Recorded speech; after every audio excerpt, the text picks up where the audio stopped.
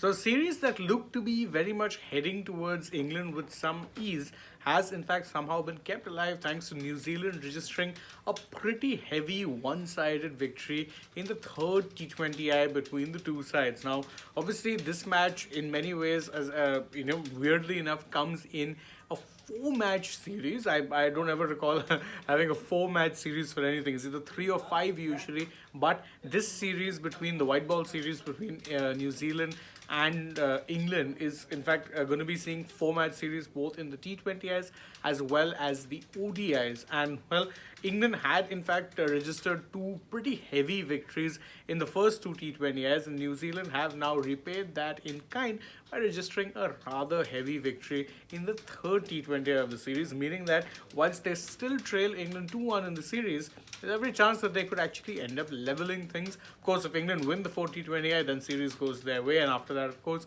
is the ODI series. But right now, this particular match, well, it was in many ways all New Zealand from pretty much the get-go. Obviously, there were some times early on in the match where England would have thought they had an advantage, especially when New Zealand were batting and they managed to get both Devon Conway and Tim Seifert out relatively cheaply. Conway only got, 9 of 7. Seifert ended up getting 19 of 17.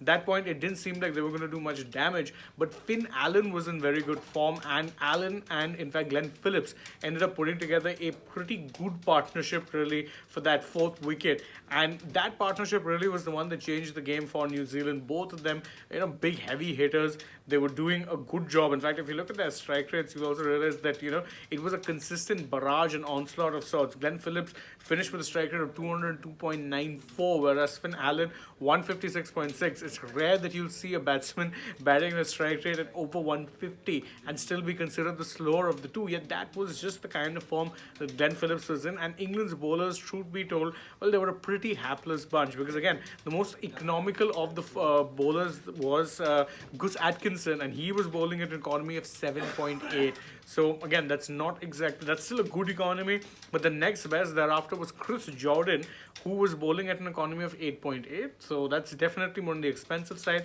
And that was the case really for a lot of England's bowlers. Liam Livingstone and Adil Rashid in particular copped some heavy punishment. Not a good day for the spinners. Adil Rashid in his 4 overs didn't get a wicket, went for 43 runs.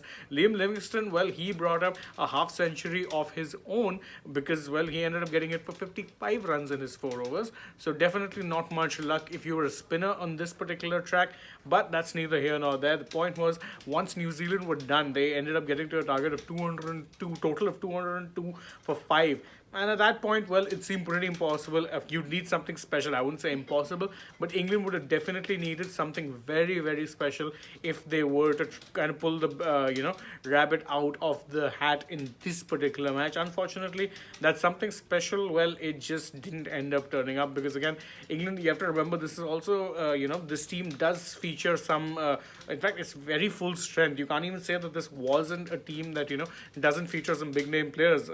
You've got the likes, and these are all proven match winners in this format. Johnny Bairstows, David Malana, Harry Brook, Joss Butler, Moeen Ali, Liam Livingstone. All of these are guys who have consistently been match winners for England. Unfortunately, the thing with a target of over 200 means you're always starting with that pressure on you. And that pressure really showed because, again, Johnny Bairstow, innings very unlike him. 12 runs of 16 balls in a T20I. Will Jacks, his opening partner, only got 11 of 8, and thereafter it was always a bit of a struggle. Malan and Harry Brook also fell cheaply, which meant that they really needed something special from the lower order.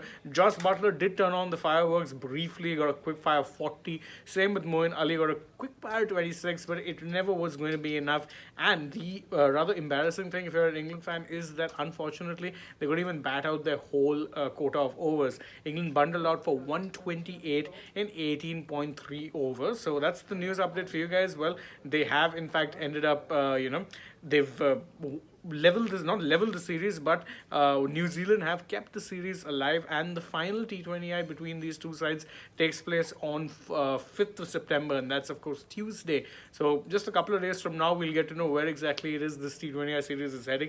Could very well be that it's going reverse. Could very well, could be going level rather.